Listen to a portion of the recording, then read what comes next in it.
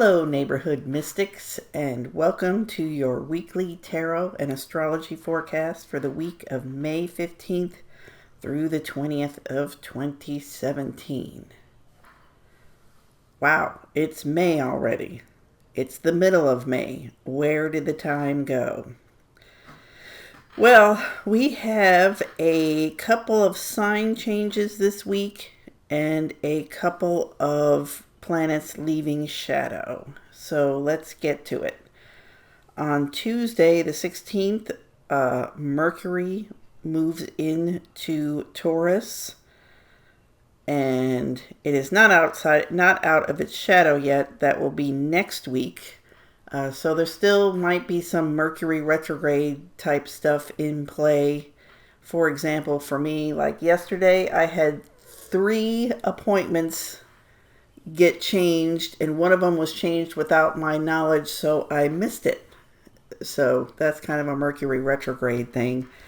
But, so it goes. I'm just kind of in a space now that things will happen when they need to happen, and I don't need to push anything. As well, we have the sun moving into Gemini on Saturday, the 20th. But I will save that for later because I've got more that I want to talk about with that one. We have got Venus will be opposite Jupiter and leave her shadow on Friday the 19th. So we've got 2 benefics in an opposition. So does that mean it's a bad thing or a good thing? Hard to say. With these Jupiter oppositions, if you haven't noticed, it tends to be a little too much. Maybe it's because I'm so affected by the Jupiter opposite Uranus thing going on, because that it will always, whatever planet comes through will play into that. So since I personally am so affected, maybe that's why for me it's like it always ends up being a period of too much, too fast, too much going on. But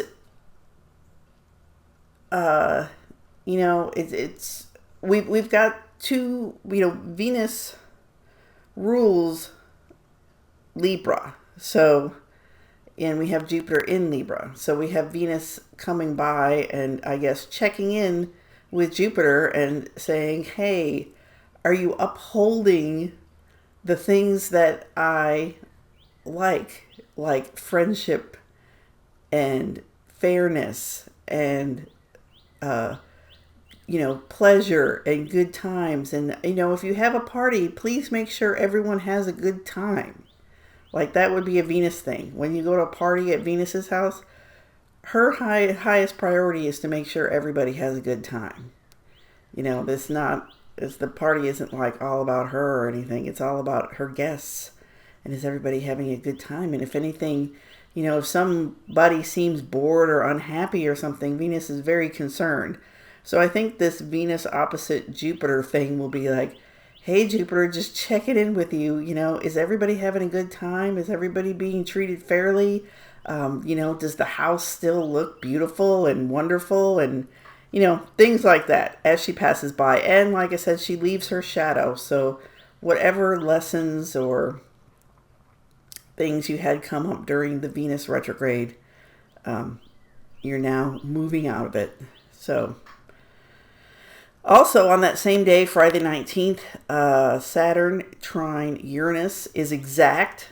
Now, this transit has been in play for several weeks, so it's not like it's anything new, but just FYI, it's exact on the 19th. And what I would say about that one is it's so crazy, this just might work, because we've got Uranus, the planet of crazy genius, and Saturn, who normally says no, since he's in trine with Uranus, says, okay, let's give it a try and see. And Saturn's, says, maybe I can lend some stability to your crazy harebrained scheme, Uranus. So hey, if you have had something brewing and something in the works and you're just like, well, maybe that's too way out there. I don't know. It's so crazy. This just might work. Okay, so now let's talk about the sun moving into Gemini on Saturday the 20th. So we have the sun moving from a fixed earth sign of Taurus to a mutable air sign, Gemini. So signs next to each other are very different. And yes, Taurus and Gemini is very, it's quite a shift. We're going from earth to air and from something that's very stable to something that's very flexible. Mars has been in Gemini since April 22nd, roughly a month. So the sun's coming to join Mars there. There won't be a conjunction, but they'll be in the same sign. So I kind of envision that as, Mars is associated with the military. So it's like the military has been in Gemini and has been fighting all these skirmishes and these little battles and been, turned around and gone from one thing to the other. And it's kind of like a lot going on. It's not one united front type of thing. It's like all these little skirmishes and guerrilla warfare. And the sun has been in Taurus and has been going over what's the king, the sun, has been in Taurus saying, hey, what's really important to me? What do I value? How can I accumulate things that are important to me? So now the sun has moved into Gemini and is going to, like I said, kind of meet up with Mars in a certain sense and say, what's going on, Mars? And like I said, Mars may be a little bit frazzled from having to do all these different things that maybe don't necessarily fit together in one big picture. But the sun in Gemini can get as equally distracted. So what I wanted to do is read from Stephen Forrest, The Inner Sky, about Gemini. So let's start. Okay, so he has the archetypes for Gemini as the witness, the teacher, the storyteller, the journalist. Okay. We all create pictures of the universe that we carry around in our heads, and we don't like experiences that don't fit the picture. The doctor doesn't like to see the faith healer get results. The white racist has little use for a brilliant black physicist. We create a picture. Then we look for evidence to support it. Gemini must violate that instinct. It must strive to see clearly regardless of how incomprehensible its perceptions might be. The twins must give the universe permission not to make any sense. If they are confused, they are right on target. That just means the information they have gathered ahead of their ability, they've gathered the information ahead of their ability to figure it out. Maintaining that wide open, totally receptive state is a prime evolutionary strategy for this sign. Once again, not thinking so much as seeing. Living is one way to gather experience, but there is another. The world is swarming with experiencers. It's swarming with people. Each one of them has a unique set of perceptions. Each one has digested them, turned them from crude observations into a far more refined form thoughts. But how can we get at them? They are locked behind a wall of bone and brain matter. The twins know the answer. To get at those treasures hidden in the minds of those around us, all we have to do is ask. Make inquiries. We must master the art of speaking. For Gemini, that is a critical evolutionary strategy. The twins are born to talk. So, just to add a little bit to that piece, I'm a Gemini moon. So, one of my favorite parts about doing readings for people is talking to people. Which that may sound weird, but it's like when I do readings and stuff, I get to meet people that I would never otherwise meet. So I see giving a reading as an opportunity to meet interesting people and talk to interesting people. And the reading part's in there too, but it's just like that really fulfills my Gemini moon thing. And that's the way I approach readings as a Gemini moon.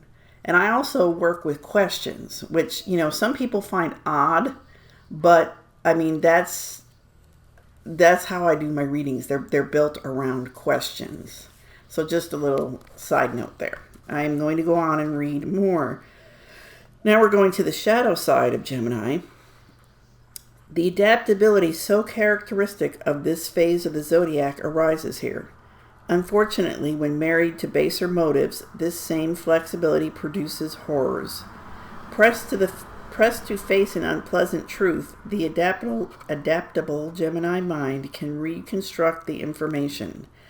There is little real lying here, only a shifting of emphasis, a few strategic silences, and a barrage of words.